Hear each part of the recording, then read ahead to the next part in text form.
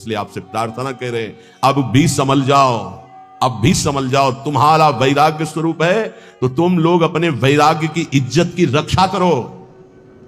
समझ में आना चाहिए कि वैराग्य का स्वरूप क्या होता है। परिवार वालों को, संसार को भी समझ में आना चाहिए।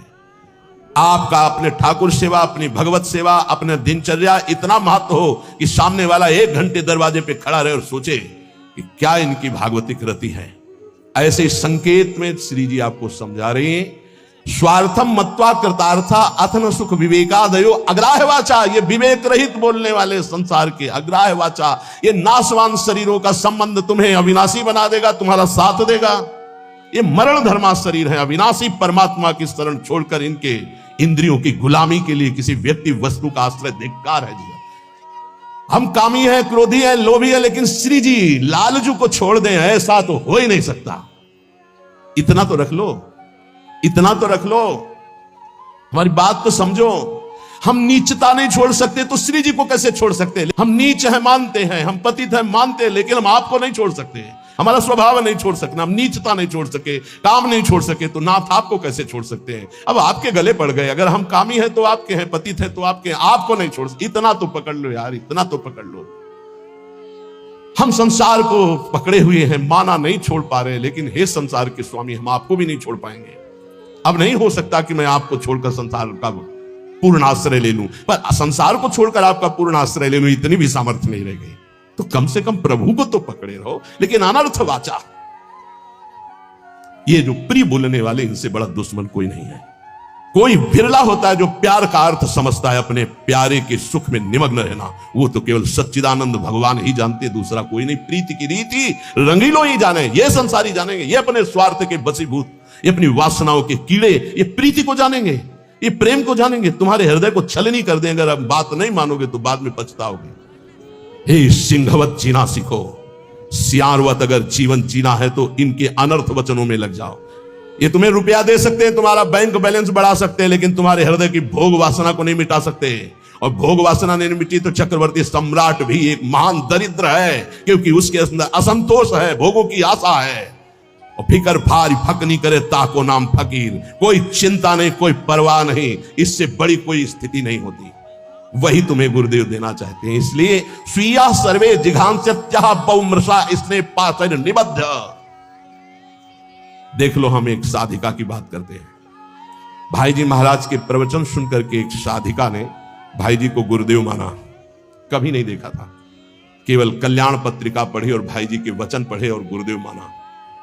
भाई जी की छवि कहीं से पता लगी तो मंगाकर अपने सिंहासन पर विराजमान। रात दिन दरवाजा बंद, घर के सदस्य उसे भोजन दे देते, बस दरवाजा बंद। नवयुवती भाई जी की छवि। रात एक दिन उसके अंदर इच्छा ही, क्या मैं अपने गुरुदेव को कभी भर नेत्र से देख सकती हूँ सामने से। वो सत्य सच्चिदानंद में मेरे गुरुदेव क्या कभी चलकर मेरी कुटिया में। असंभव, किसी नगर के किसी एक घर में बंद वो रात दिन गुरुदेव के अनुसार भजन करती, और इच्छा जागृत हुई क्या भाई जी कभी चलकर हमारे दरवाजे पर आएंगे। और जाकर जहीकर सत्य स्नेहु सोते मिले न कछु संदेहु। भाई जी तीर्थ यात्रा के लिए एक ट्रेन निकलवाई थी जिसमें सब भक्त थे। वो एक स्टेशन पे रुकी, अचानक आकर्षण भाई जी का हुआ। स्टेशन से स्वयं अकेले उस नगर में गए। वो तो अलौकिक दिव्य महापुरुष, उसके घर गए, दरवाजा खटखटाया, किसी से पूछने की जरूरत नहीं, बिना तार का तार।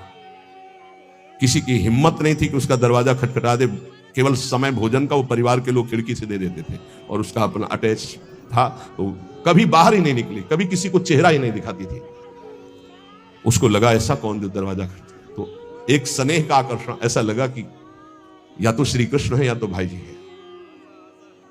कि तुम राम दीन अनुरागी, कि तुम हरिदासन मां कोई मुरे हृदय प्रीति हुई। जैसे विभीषण जी को लगा या तो कोई बहुत बड़े हरिदास हैं जो सामने, या स्वयं हरि हैं जो विप्र रूप में है, या तो कोई बहुत बड़े भगवान के भक्त हैं, या तो स्वयं भगवान है कि मेरे हृदय। ऐसे उस देवी का हृदय बोला या तो श्री कृष्ण साक्षात आए हैं या तो भाई जी आए।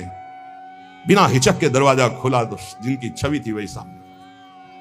अब सोचो, जो वर्षों से साधना करके केवल एक बात चाह रही कि एक बार मेरे गुरुदेव चल करके मेरे को, क्योंकि मैं तो नहीं पहुंच सकती, मेरी सामर्थ्य नहीं, एक बार वो आज जे देखा चश्मा लगा, धोती कुर्ता वैसे।